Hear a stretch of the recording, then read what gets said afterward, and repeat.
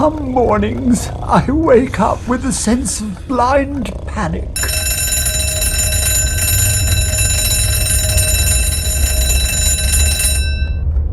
Two or 3 hours pass before I feel confident enough to get out of bed. Another 2 hours before I can even walk across the room. I spend another 3 hours eating breakfast, which I can only pick up with a toothpick. By the time I washed, shaved, and dressed, it's time for bed again. Oh well.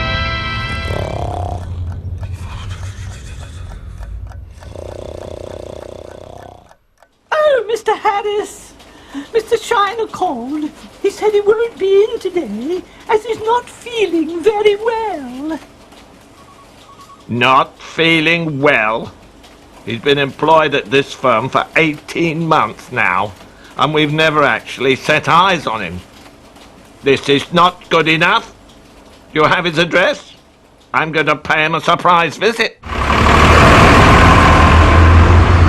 Mr. Harris's A to Z led him to a sprawling inner city housing estate.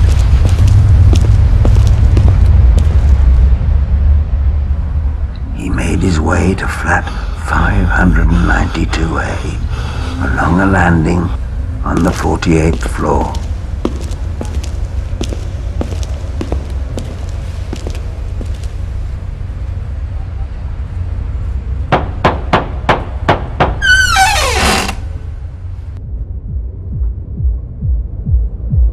Hello? Hello, Mr. Shiner? Mr. Shiner, are you there?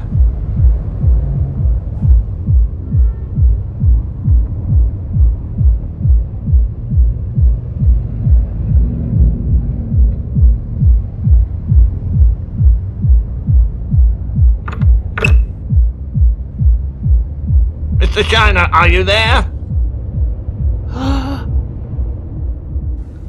There was only half of Mr. Shiner in the bed. Good morning, Mr. Harris. I suppose you're wondering where I've been.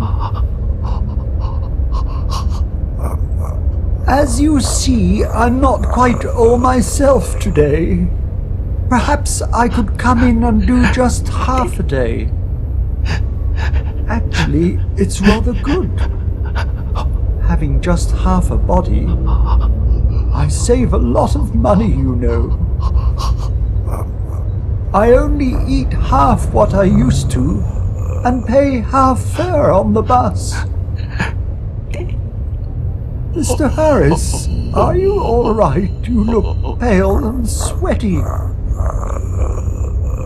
I don't know. Perhaps you always look like that. Are you having a heart attack? Oh dear. You're dead, I think. Well, that's all I need. A dead boss and a sweaty carpet. I'll get the blame for this. What to do? Gotta think. Difficult when you've only got half a brain.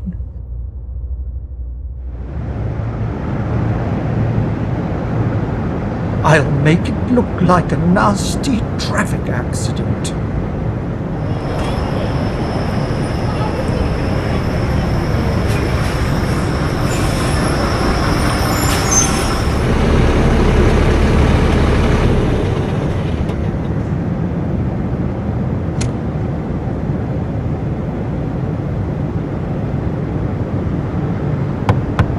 Don't stop. Why have you stopped? I'm early. Any complaints? Go to the bus garage. This won't do. Mr. Shiner was having second thoughts about Mr. Harris. He thought he saw signs of movement. dragged Mr. Harris to a service station. There, he administered artificial respiration using a tire pump.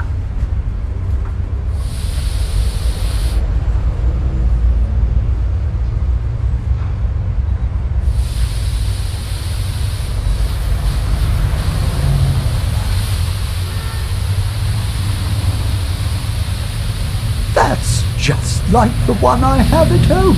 Super! Now I could get a pair.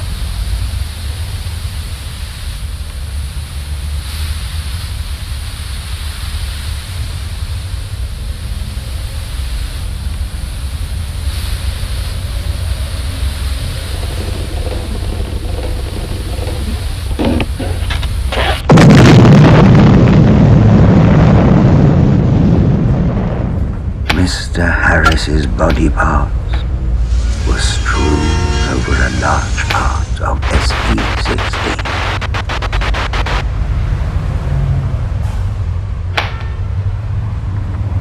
The local council issued a state of non-emergency as an army of cleaners never bothered to clean up the debris.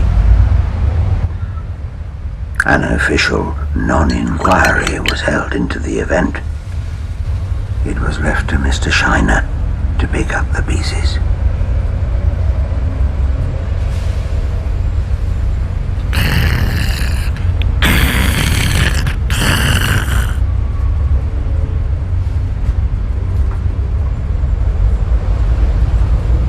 Mr. Shiner drew a picture of Mr. Harris on the sack and took him back to work. The remains of Mr. Harris sat at his desk. His workload increased, but nothing much got done. He was eventually demoted and played Santa at the firm's Christmas party. Mr. Shiner took over Mr. Harris's duties. To make up for his lost half, he advertised for help. The other half turned out to be much better looking. He flirted with young secretaries, much to the annoyance of Mr. Shiner.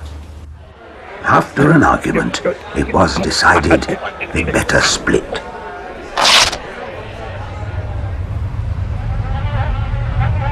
Meanwhile, Mr. Harris took early retirement,